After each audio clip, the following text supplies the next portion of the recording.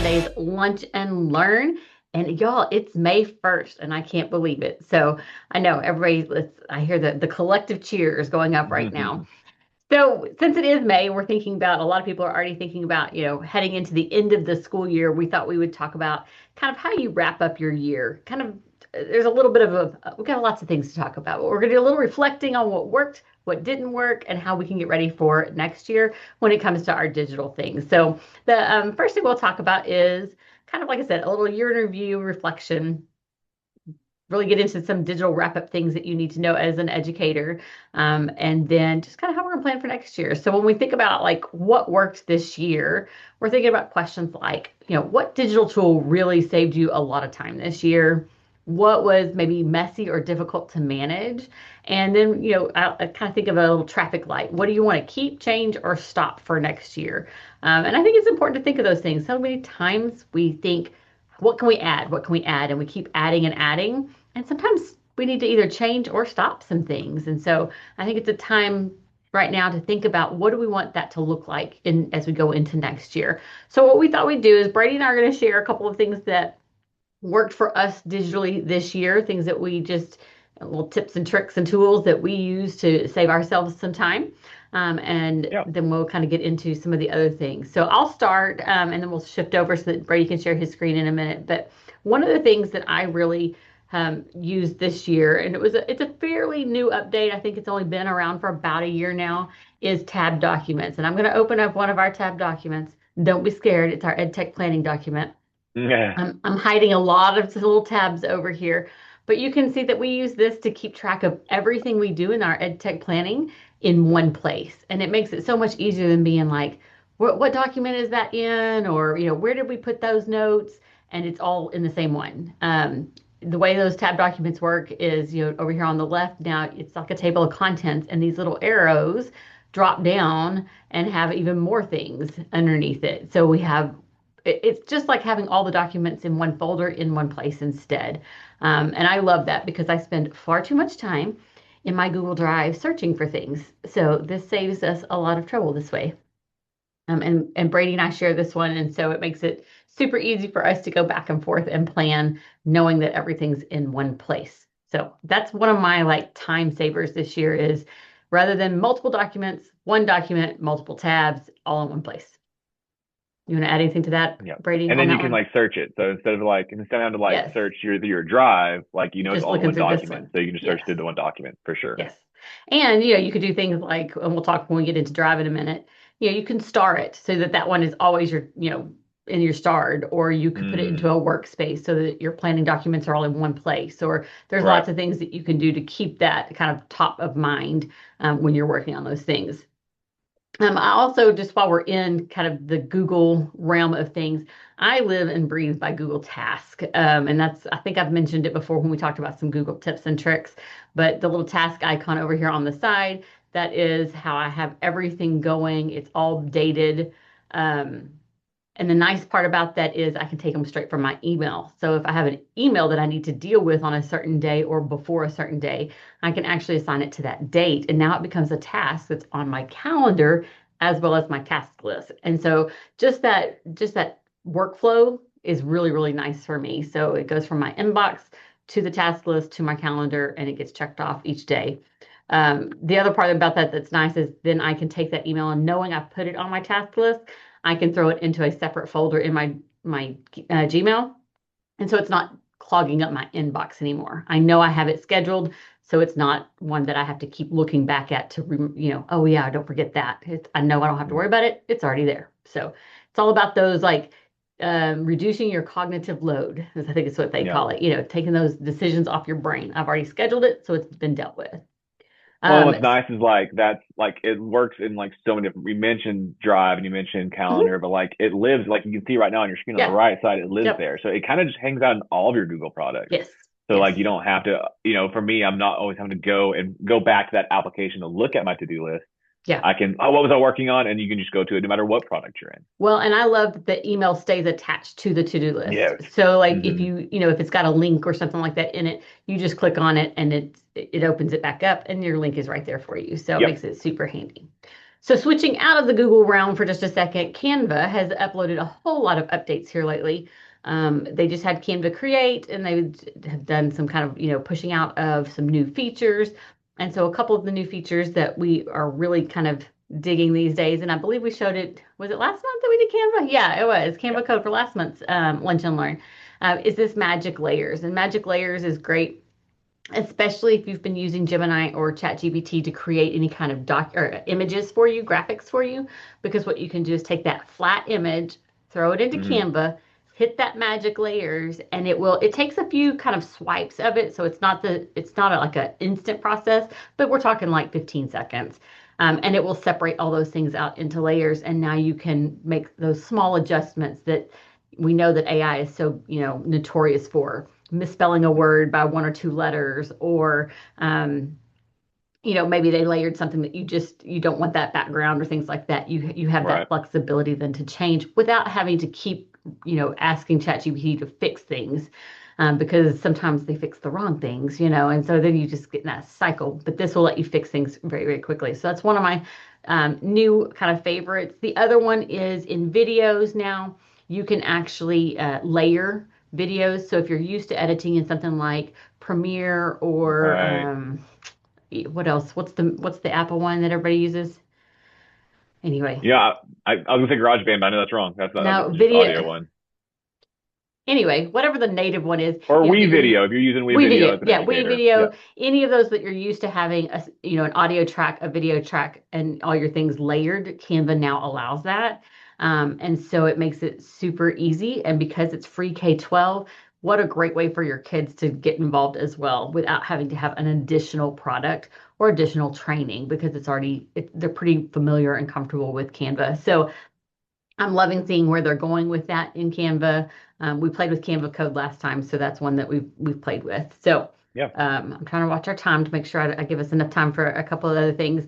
Other things that are saving my life is just, of course, AI in general. ChatGPT and Gemini both are great at telling me how to do things that maybe are new or unfamiliar, especially when it comes to things that I don't deal with very often. So, maybe I do the Google admin side of things. Brady and I are both admin on our Google Workspace. And sometimes it's just hard to figure out where they put something in there. And we can ask Hmm. Gemini, hey, like, I need to, change this setting. Where do I find it? And it can walk me through step by step. Yep. So it's not that we couldn't figure it out. We could, but instead of digging through 400 jillion tabs that are in Google admin workspaces, Yep.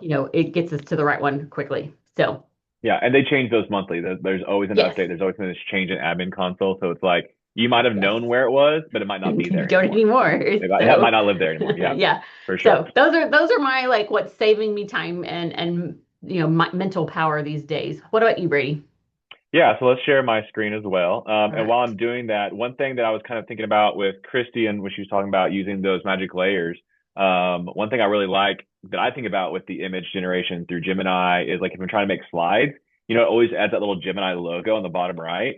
And Mm-hmm. so that is the one I've used actually quite a bit when it comes to using those magic layers. I can just throw that guy out of there, so it looks like we built it, Yep. we've made it, and there's no Yep. longer that Gemini logo on there for Yep. sure. Okay, so let's kind of get into mine. And so I'm just kind of hang out with the Chrome browser and kind of what I've done with that.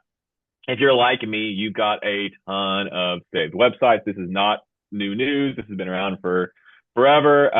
But if you're also like me, you might have saved, you maybe are save happy and you save things because you want to look at it. And then maybe you save it for one day, but then you never forget to remove it. Or you've created folders and now you have folders within folders within folders within folders. And it just becomes a mess. And so that's one thing that is one of my goals from this year moving into next year is that I'm going to try and clean that up, actually organize those better and actually use them or ditch them. I don't need Yeah. to have, it's like the junk drawer. I don't need the junk drawer in my browser. If I'm not No. going to use it, I'm going to get rid of it.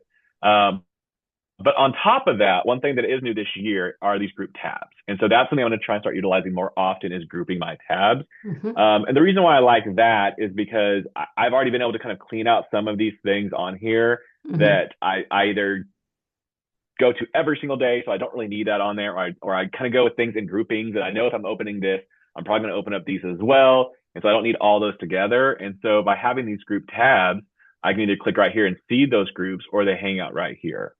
And Mm-hmm. so it's kind of just like having saved websites, but it might be something for you that you use more often, that you kind of jump in every single day.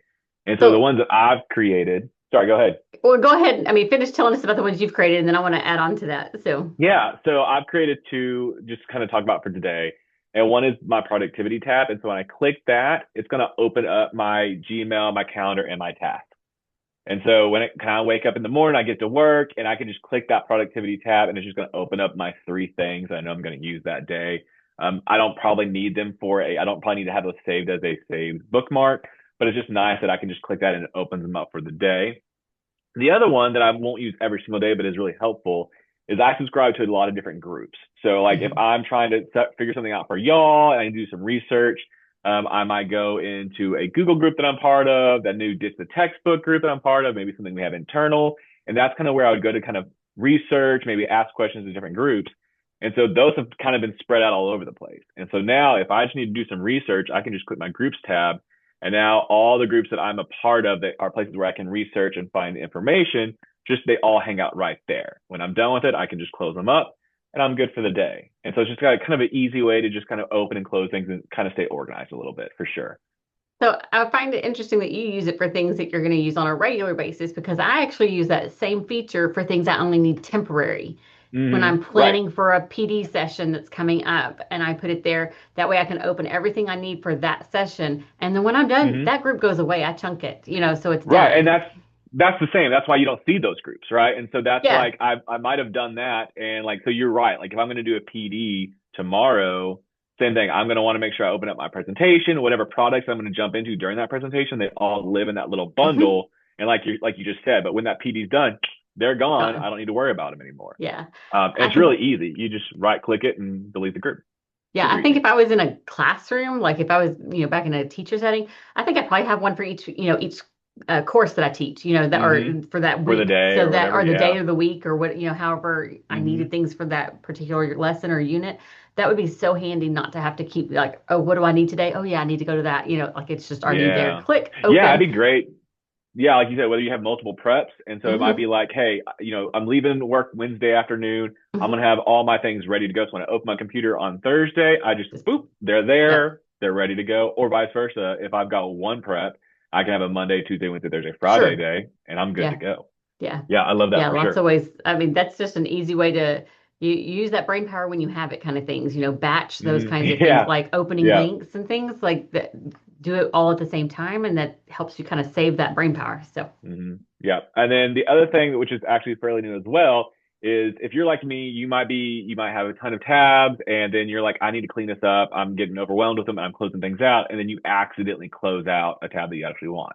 And so, there's shortcuts, there's the right clicks and all that stuff that you can do. But now there's this search icon right up here. So I can click this tab search and it's going to show my open tabs. But if I scroll down, it's going to show my recently closed tabs as well. And it's going to kind of show them what they look like. So if you were doing like the Control Shift mhm. T or if you were doing the right click, you might have accidentally deleted 4 tabs ago. So now you have Yeah. time to kind of go through them until you find the one you want, then reclose. And that's a whole mess. This way, it's like, okay, I really wanted this meeting information. I can click that and open it up. And on top of that, I could search. So if it's like, Yeah. hey, I knew I had a tab open that was this thing, especially if you're kind of looking at your top of your screen, it's Hmm. kind of hard to know like what tab is that, which one, and you're just kind Yeah. of clicking through it. Now you can just search through it and find the tab you want. Oh, this is the one I want to be looking at, and open it up right there. So that's just another fun way of kind of cleaning that up I and learned making something yourself new more today, by the organized. way. I did not know that was there. Yeah, so I was helping somebody, and I went and it's like, hey, everyone, check. Do you have this? Because it is a new icon that's just Yeah, popped up in the last week or so for that's sure. awesome. Yeah. So much easier Okay, than going. I so mean, I know you could do that with history before, but that's so much same harder to thing. do. Yeah. So, yeah. It's organized, it's clean. You can see little windows. It's real Yeah. good. So let's scroll down for a little bit and let's talk about kind of how digital wrap up, cleaning things up, getting ready, maybe closing this year out, how we're going to move into next year and what we want to do. And so I'm going to talk about Classroom and Google Takeout. And so if you are a teacher and you use Google Classroom, yours probably looks a lot more crazy than mine does. I'm lucky I only have a couple of them. You might have 16, 32, whatever it is, if you haven't ever archived. And so I've helped teachers in the past where they are trying to like, hey, I'm working on this class. I'm like, well, which class is it? Because you've got Yeah. five that all have the same name because that might Yeah. happen, especially if you're syncing with your SIS. It's probably going to pull in a very similar name if you're teaching the same subject every single year. And so for you, it's really helpful, but also for your students as well. Because don't forget, like if you don't archive those classrooms, they're seeing them as well. Now the kids can go in there and choose to like remove themselves from that class Mhm. if you have that availability, but they might not think to do that or might not know to do that. And so I think as the educator, let's just kind of take some ownership of that for sure. So archiving, it's like everything else. It's not deleting it. It's just hiding it basically from your group of classrooms. And so let's say professional development, it's, the year's over. I'm done. I don't want to think about that anymore. Just click your three dots and click archive. And I know that might be a scary feeling for people that, like you just said, like I just said, it's not deleting, but I know that's still a scary thing to remove it. But I'm going to go ahead and do it for you real quick. It's going to ask me which ones I want to Mhm. archive. It's going to be the one that I selected. And then it's going to even tell you, like, here's what's happening when you archive it. So it's like I said, it's going to remove it from your group of classes, and it's going to break that skyward sync. So definitely wait until the year's over with, and almost even maybe wait until like sometime in the middle of the summer to do that, because you might still like grades might still be looked at, especially if kids graduating or whatever. So kind of consider that. It will also leave your calendar. And so that's something you need to consider as well. So that calendar is going to live still in your Google calendars, you know, when it creates that calendar. So I would just go in there and delete that calendar if you're not going to be using that anymore. But what I wouldn't delete is the Google Drive folder. You totally can if you want to. If you're like, hey, I'm never teaching Spanish 1 ever again, I don't want to ever look at it, get rid of it. That's totally okay. But you might have data that you want to pull from that later. You might want to see assignments from previous years, and those will Mhm. all continue to live in that Drive folder for you to have Mhm. in there. So consider that as well. But then I'm just going to archive it. But then also I want to talk about how you might be teaching that course again next year, and you've had all those assignments, and teachers are talking about how I really taught these 4 or 5 units the first week of the year, and I know I'm gonna do this every single year. I want to be able to reuse those, and that's okay. You totally can still do that.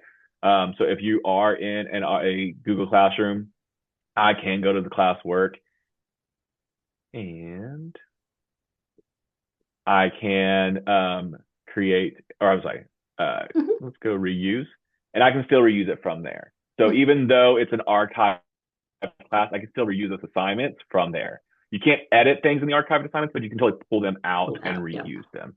So don't Yep. worry about that for sure. And then if you want to, we can scroll down to our archived classes, and we can always restore them. Yeah. So again, don't worry about it. Now, if you go to archive and click delete, now that's that magic button. That is the delete button. That is bye bye classroom's gone. Yep. So use that as you will. Archive them, do that. But again, at the end of the year, it is really helpful for you and your students to archive those classes, get them out of there, clean it up. That way, when the new SIS thing comes in, if you are doing that, or if you always use the same naming convention for your classes, you don't get bogged down and confused on those for sure. So we're going to do that. And then the other thing I want to do real quick is talk about Google Takeout. So if you have students who are leaving, or maybe this is your last year at this district, or maybe at the last year at this campus, and you maybe have a different domain or whatever, Google Takeout is a really good way to do that. And so it's really easy to do. I'm just going to type in takeout.google.com. And once I'm there, it's going to by default have like everything that is like kind of a Google product that y'all utilize selected. Just deselect that. You're not going to want all those things. You can kind of scroll down through there and kind of decide which resources, which product, which information I do want to collect. The kind of things I would scroll through and look at, maybe bookmarks. If you have a bunch of websites, especially if you're leaving the district and you have a lot of products and different things you've utilized, save those bookmarks. You can upload them into your new browser. Your drive files, for sure. I feel like that's a given. You want your drive files for sure. Now, because Gemini and Notebook LM are in Google as well, you can save those as well. So you've been using Notebook LM and you have all that data there. Definitely save that. If you're a Gemini power user, save those things as well. And then, like Christy said, tasks. That's another thing that you could pull over from your previous district. And so all you're going to do is select a couple of those, scroll down, and then you're going to click next step. And then you get to choose. Do I want a downloaded link to be emailed to me? Or do I want to go to my drive? Now, this is going to stay in your current Google account. So think about that. Like if you currently have access to that account, you want to do that now. So like maybe you're going to open that up in a personal device and you're going to go to your drive. It's going to put in a nice little folder. So it's not the same as just like downloading a million things, which you could do. it's putting in a nice little zip folder that you could open up on a personal computer and download those. Same thing if you choose the email link, open up your email on a different computer, and it's going to send you an email. It's going to say, hey, here's the folder with all the files that are zipped up nice and neat for you, and you can download those to your computer. So that's something you would do if you currently have it and you want to just do that now. Once you're done with that, you create export. And like I just said, you'll get that email with either the link to the Drive document or just like a URL that you can download all those files. The other way to do that is if I just click go back to my Google account. When you're in your Google account, this is like front and center, transfer. This is what you want your high school kids to do. This is what you want kids who maybe are leaving your district, maybe they're transferring to the district and they need those documents, or again, if you are leaving the district. Now, what this will do is it's very similar, but it's going to be just your Drive, your Gmail, and your photos, those three things. And like you said, as you can see, I put in my personal email address there. That's where if you're leaving your district and probably you don't have your new Gmail with your new district, just put in a personal one, put Drive, Gmail, and photos if you want those things, kind of pick what you want. And then because you put in a different email address, it's going to just shoot all those things to your new email address. And depending on how much you have, could be 10 minutes, could be 10 days. I mean, it really just depends on how many files you're going to send over. But your new account should get an email saying it's been synced over. And then you should have in your Drive like a nice little folder that has your old email account on there. And it's just all the files, all the stuff that lived in your Drive are now in this nice new little folder. One thing to consider, though, if you're going to a personal Google account, you probably don't have as much storage there as you do on your school one. So like schools have terabytes and terabytes of data that they can store. I really doubt your personal one does. And so you might want to be kind of pick and choose what you want to transfer. Maybe don't transfer all your Gmail, all your photos, because that's going to eat it up. Maybe just do your Drive and try that and kind of see how much space do I have afterwards. Maybe I do want to do Gmail as well. But then you just click transfer, start transfer, and you are good to go. And so that's just two kind of things to think about at the end of the year, whether you're a teacher or you have students. And then we'll let Christy kind of close us out. All right, let's see if I can swap back over to my share. All right, we got you. You got you? Okay, so now you're looking at my Drive. It's not the most organized, but it's definitely not the least organized that I have seen. Looks a lot better than mine, I'll tell you that. Drive is one of those things that it is super easy to get overwhelmed because everything goes there. We drop everything in. I have folders upon subfolders upon subfolders because I think Google Drive's search feature is amazing. So even if I can't figure out where I put it, I can search. And not only can you search it by, just a keyword, you can choose what kind of file. So like if I know it's in a doc, then I'm going to select this to reduce the amount of hits that my search gets. So I use that quite a bit, and I do use the search a lot. But I do also have a lot of kind of things that help keep me organized. You'll notice that a couple of my folders are not in alphabetical order. I've got them labeled in ways that keep them top, front and center, the first ones, by putting an emoji. So like my social media marketing one, I have like a little phone emoji on it. And to do that, all I did was click rename. I right click, say emojis and symbols, and I can pick whatever emoji or symbol I want to go into that particular one. So that will bump it to the kind of front of the list. And it is based on how the emoji is named. So if you start doing this with all your folders, you might find that things kind of are in weird places because it's whatever the emoji is called that's forcing where it is in the alphabetical list. But you can also do a numbering system. If you wanted to just do 0, 1, 2, that will bypass that alphabetical order as well, so that you can get something like I want my technology up there as well. So it's a 0, it comes right here.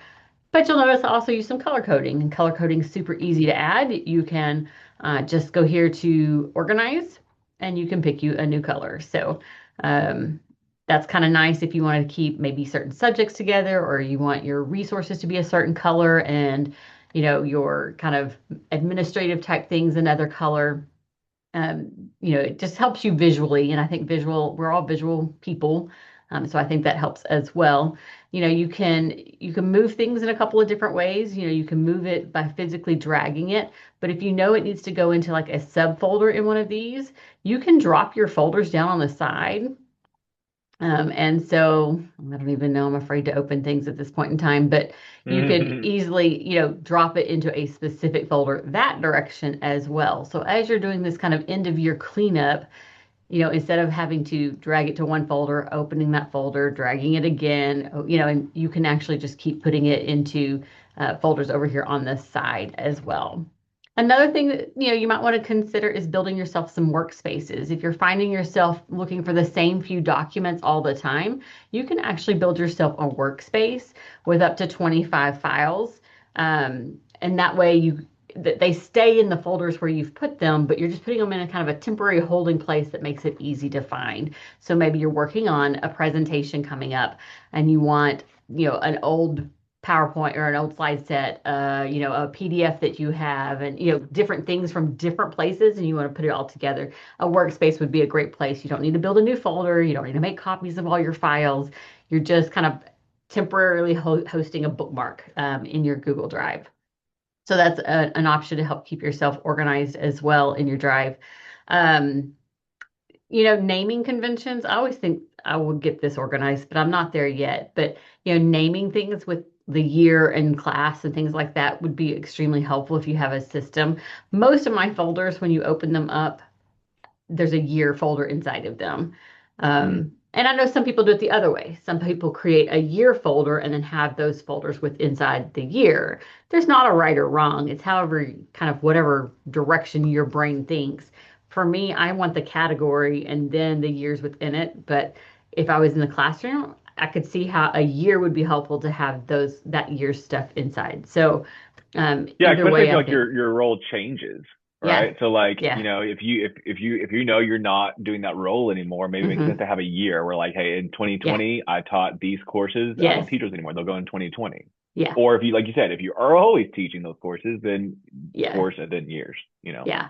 Yeah. So either way, like I said, not a right or wrong, just kind of what your role dictates, I think, plays a big piece in that. But just coming up with a system of identifying how you're going to name things, especially if you're talking about lots of templates and things for your students.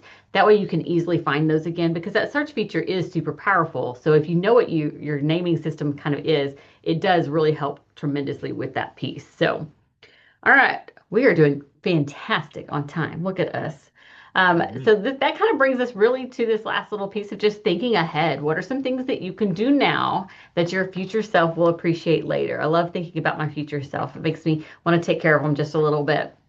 And so whether that's setting up those Google Drive folders, go ahead and start a 2026-27 planning document or a 2026-27 Hmm. Google Drive folder.